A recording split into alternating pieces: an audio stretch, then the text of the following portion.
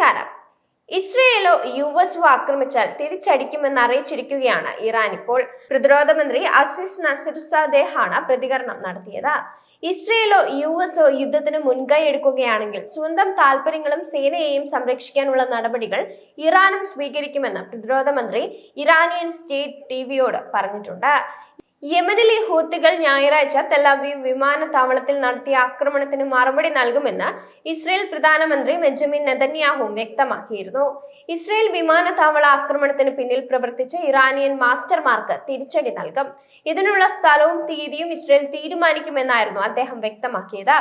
യമനിൽ നിന്ന് തൊടുത്തുവിട്ട മിസൈൽ ഇസ്രയേലിന്റെ ബെൻ ഗുരിയോൻ വിമാനത്താവളത്തിന് സമീപം പതിക്കുകയും നാശനഷ്ടം വരുത്തിവെക്കുകയും ചെയ്തതായി റിപ്പോർട്ടുകൾ പുറത്തു വന്നിരുന്നു. ആക്രമണത്തെ തുടർന്ന് വിമാനത്താവളത്തിലെ സർവീസുകൾ വരെ നിർത്തിവച്ചിരുന്നു. യമനിൽ നിന്ന് വിക്ഷേപിച്ച മിസൈൽ ഉണ്ടാക്കിയ നാശനഷ്ടങ്ങൾ നികത്തുന്നതിനുള്ള പ്രവർത്തനങ്ങൾ പുരോഗമിക്കുകയാണെന്ന് ഇസ്രയേൽ സൈന്യവും അറിയിച്ചിട്ടുണ്ട്. മധ്യ ഇസ്രയേലിൽ പതിച്ച പ്രൊജക്ടൈൽ സംബന്ധിച്ച റിപ്പോർട്ടുകൾ ലഭിച്ചതായും സൈന്യം പറഞ്ഞിട്ടുണ്ട്. ടെൽ അവീവിലും രാജ്യത്തെ മറ്റു പ്രദേശങ്ങളിലും ആക്രമണ മുന്നറിയിപ്പിനുള്ള സൈറണുകളും സജീവമാക്കി. അതേസമയം ഗാസ മുനമ്പ് സൈനികമായി പിടിച്ചെടുക്കാനും അനിശ്ചിതകാലത്തേക്ക് അവിടെ തുടരാനും ഇസ്രയേൽ സുരക്ഷാ ക്യാബിനറ്റ് സൈന്യത്തിന് അനുമതി നൽകി എന്നുള്ള റിപ്പോർട്ടും പുറത്തു വന്നിരുന്നു. ഹമാസിന്റെ പക്കലുള്ള ബന്ദികളെ വിട്ടുകിട്ടാനും ഇസ്രയേൽ വ്യവസ്ഥയിൽ വെടിനിർത്തൽ കരാറിന് പ്രേരിപ്പിക്കാനുമാണ് പുതിയ നീക്കം. ഗാസയുടെ വടക്കൻ ഭാഗത്തുള്ള ആയിരക്കണക്കിന് ഫലസ്തീനികളെ തെക്കൻ പ്രദേശത്ത് മാറ്റിപ്പാർപ്പിക്കാനും ഇസ്രയേലിന് പദ്ധതിയുണ്ടെന്നാണ് റിപ്പോർട്ടുകൾ പറയുന്നത്. 2 മാസത്തോളം നീണ്ടുനിന്ന വെടിനിർത്തലിന് ശേഷം മാർച്ച് 18 മുതലാണ് ഇസ്രയേൽ സൈന്യം ഗാസയിൽ കരയുദ്ധം ആരംഭിക്കുന്നത്.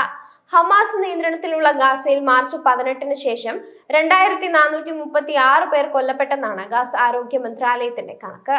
അടുത്ത ആഴ്ച US പ്രസിഡന്റ് ഡൊണാൾഡ് ട്രംപ് മേഖലയിൽ സന്ദർശനം നടത്തുന്നുണ്ട്. ഇതു കഴിഞ്ഞാൽ തീവ്ര കരയുദ്ധം ആരംഭിക്കാനാണ് പദ്ധതിയെന്ന് ടൈംസ് ഓഫ് ഇസ്രയേൽ റിപ്പോർട്ട് ചെയ്യുന്നുണ്ട്. ചില പ്രദേശങ്ങളിൽ മാത്രം കേന്ദ്രീകരിക്കുന്ന സൈനിക നടപടി പതിയെ മാസങ്ങളെടുത്ത് വ്യാപിപ്പിക്കാനാണ് തീരുമാനം. ഇതിനായി റിസർവ് സൈനികരെ കഴിഞ്ഞ ദിവസം ഇസ്രയേൽ തിരികെ വിളിച്ചിരുന്നു. എന്നാൽ ആക്രമണത്തിന് മുമ്പ് ബന്ദികളെ മോചിപ്പിക്കാനും വെടിനിർത്തൽ കരാറിലെത്താനും ചർച്ചകൾ നടക്കുമെന്നും റിപ്പോർട്ടുണ്ട്. ഗാസയിലുള്ളവർക്ക് അന്താരാഷ്ട്ര സമൂഹം എത്തിക്കുന്ന സഹായം ഹമാസ് കൈക്കലാക്കുകയാണെന്ന ആരോപണവും ഇസ്രയേൽ ഉന്നയിച്ചിട്ടുണ്ട്. പലസ്തീനികൾക്കുള്ള സഹായ വസ്തുക്കൾ ഹമാസ് സ്വന്തം ആവശ്യത്തിന് ഉപയോഗിക്കുന്നുവെന്നും അന്താരാഷ്ട്ര ഏജൻസികളെ ഒഴിവാക്കി സൈന്യം തന്നെ സഹായം വിതരണം ചെയ്യുമെന്നുമാണ് ഇസ്രയേലിന്റെ നിർദ്ദേശം. മാർച്ച് 18 കരയുദ്ധം ആരംഭിച്ച ശേഷം ഗാസയിലേക്ക് സഹായം എത്തിക്കുന്നത് ഇസ്രയേൽ തടഞ്ഞിട്ടുണ്ട്. എന്നാൽ ഇസ്രയേൽ മേൽനോട്ടത്തിൽ സഹായ വിതരണം ചെയ്യണമെന്ന നിർദ്ദേശം ഐക്യരാഷ്ട്രസഭയും ഹമാസും നിരാകരിച്ചു. മാനുഷിക സഹായത്തെ സൈനികവൽക്കരിക്കുന്നത് ശരിയല്ലെന്നാണ് UN നിലപാട്.